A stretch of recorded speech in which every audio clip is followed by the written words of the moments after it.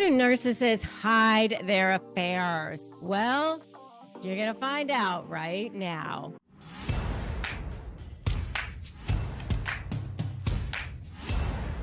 I'm Rebecca Zung. I'm an attorney. I've been recognized by U.S. News as one of the best lawyers in America. I'm also a globally recognized narcissist negotiation expert and the best-selling author of Slay the Bully, How to Negotiate with a Narcissist and Win. And so I've seen a lot of narcissists hide their affairs in my time. So if you want to know how they're hiding it, you're going to find out right here, right now. And if you are new here, be sure to subscribe and become part of our supportive community. And for those returning, welcome back. So if you've ever found yourself grappling with suspicions about your partner's fidelity, I'm so sorry. It is really, really hard. And it's like you have that pit in your stomach and that pain in your chest. And it's like so scary because it's like the worst pain, this betrayal. And I always say that the worst relationship killers are the three A's: abuse, addiction, and adultery. And many times you see all three, right? Or two of the three, because it like attacks the foundation of the relationship. It's really, really hard when you see that adultery, that affair. And so what's the first thing that you're going to see? You're going to start to see like that gaslighting. You're going to start to see like there's that suspicious text message, crazy behavior that's going on, that change in maybe what they're wearing, or something's happening with changes. And then you say something about it. And the first thing you're going to see is this gaslighting. You're going to see you're crazy, you're imagining things. That's not what that says. That's not what is happening. They are going to just erode your sense of judgment, your sense of reality. You're oversensitive.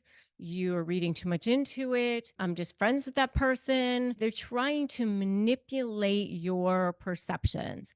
And it's a form of psychological warfare. And it's just really designed to undermine your own trust in your own judgment. Oh, we talked about that and we had an agreement about that. Don't you remember? And they just are trying to cast doubt on your suspicions. I actually had a situation one time where I was representing a wife who followed her husband all the way to a hotel. She saw her husband go into the hotel with another woman, stay in the hotel room with the other woman for a couple of hours, confront her husband about it.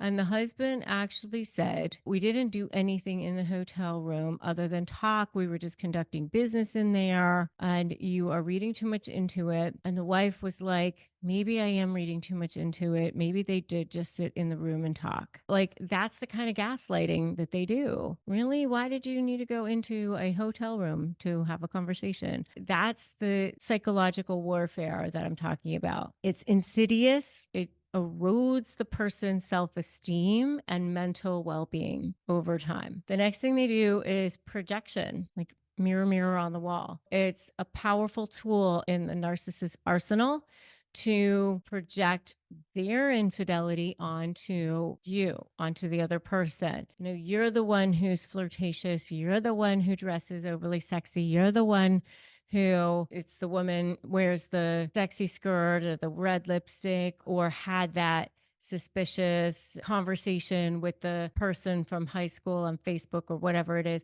Or if it's the guy, you know, you're the one who's overly handsy or flirtatious with every person that we meet, or every other woman, or whatever it is. They're diverting suspicion away from their own affair, their own whatever it is that they've got going on. I've definitely seen this kind of thing.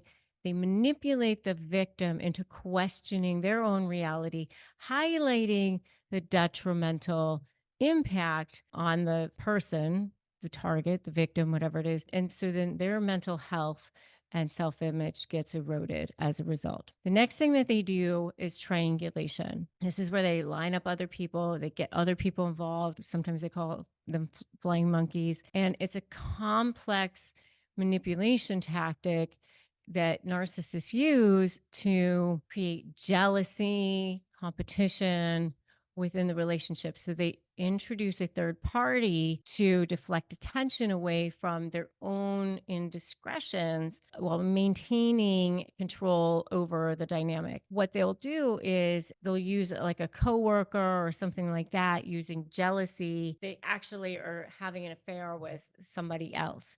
And so they make it seem like, oh, there's something else over here. Like you're the one who's having something going on over there. They create this sense of competition with the spouse. The next one is selective disclosure, which is very interesting to me. They kind of craft the narrative, they maintain power over the relationship by only kind of giving out certain information. And by doing that, they kind of give the person a sense of security. Like, oh, I'm working with this person and here's what we're doing. And we're working late at night because we're working on this project. And here are all the details of the project that we're working on. We have so much time that we have to spend into it, and look at how much progress we're making.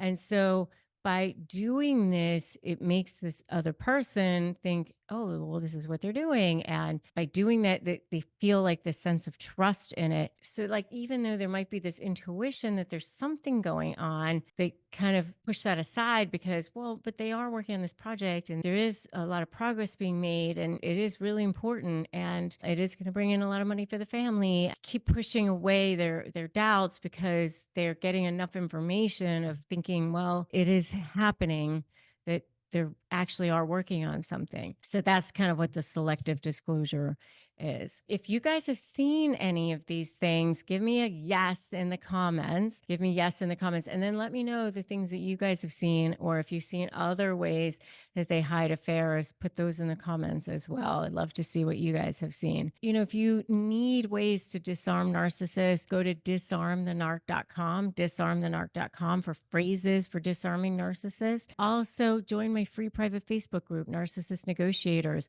with Rebecca Zung. I encourage you to get the help and support that you need, because I know that you are best served to help the person that you used to be. And that's why I have my high conflict negotiation certification course. And I want you to think about how you can be the best person that you can be going forward. Like this video, make sure that you share it with other people. Make sure you've subscribed here, you've hit that notification bell. Engage with other people in this community. Comment below, comment your insights, comment your questions. Your voice matters. And together we can forge a path toward healing, toward empowerment, toward helping people. You are worthy. You are resilient. You are deserving of love, of trust, of helping others. This is who you are meant to be. So the next video I want you to watch is how narcissistic husbands treat their wives. Before you go there, though, I want you to remember that today's a great day to start negotiating your best life. You're amazing. You are so powerful, more powerful than you ever even imagined that you are. I will see you in that next video.